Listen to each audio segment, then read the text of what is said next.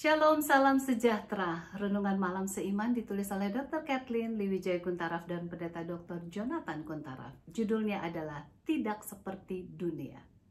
Janganlah kamu menjadi serupa dengan dunia ini, tetapi berubahlah oleh pembaharuan budimu, sehingga kamu dapat membedakan manakah kehendak Allah, apa yang baik, yang berkenan kepada Allah, dan yang sempurna.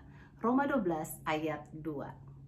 Kita hidup dalam dunia yang penuh dengan dosa, dan betapa sering hidup kita juga dipengaruhi oleh dosa ini.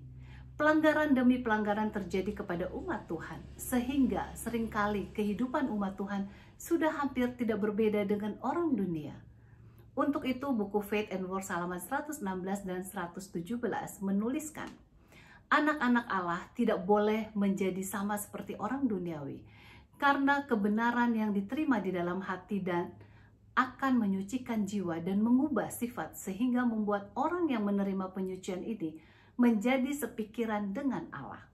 Seseorang akan tetap berada dalam keburukan moral kecuali ia menjadi sepikiran dengan Allah. Jika Kristus ada di dalam hati, ia akan muncul dalam keluarga, dalam tempat pekerjaan, dalam tempat perdagangan, dan dalam gereja. Kuasa kebenaran akan dirasakan sebagai sesuatu yang mengangkat jiwa kita, memuliakan pikiran dan melembutkan serta menundukkan hati kita. Ini semuanya membawa manusia kepada suatu keharmonisan dengan Allah. Ia yang telah diubahkan oleh kebenaran akan memancarkan terang ke dalam dunia ini. Ia yang memiliki pengharapan Kristus di dalam dirinya akan menyucikan dirinya sama seperti Allah adalah suci. Pengharapan Kristus muncul sebagai pengharapan yang besar serta menjangkau manusia.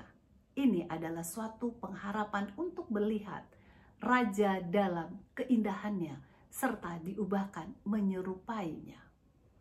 Pada saat Kristus datang, bumi akan gemetar di hadapannya, dan langit akan digulung bersama seperti suatu gulungan, dan setiap gunung dan setiap pulau akan dipindahkan dari tempatnya. Mazmur 50 ayat 3-6 menuliskan bahwa Allah kita datang dan tidak akan berdiam diri. Di hadapannya api menjilat, sekelilingnya bertiup badai yang dahsyat. Ia berseru kepada langit di atas dan kepada bumi untuk mengadili umatnya. Bawalah kemari orang-orang yang kukasihi, yang mengikat perjanjian dengan aku berdasarkan korban sembelihan. Langit memberitahukan keadilannya, sebab Allah sendirilah hakim. Selah. Dalam pemandangan mengenai hari besar Allah, kita dapat melihat bahwa satu-satunya yang dapat menyelamatkan kita adalah berpisah dari dosa dan kesalahan. Mereka yang terus-menerus berada dalam dosa akan didapatkan di antara orang yang terhukum dan hilang.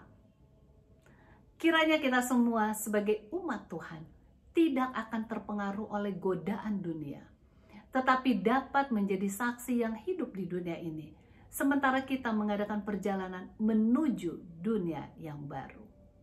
Tuhan Yesus memberkati.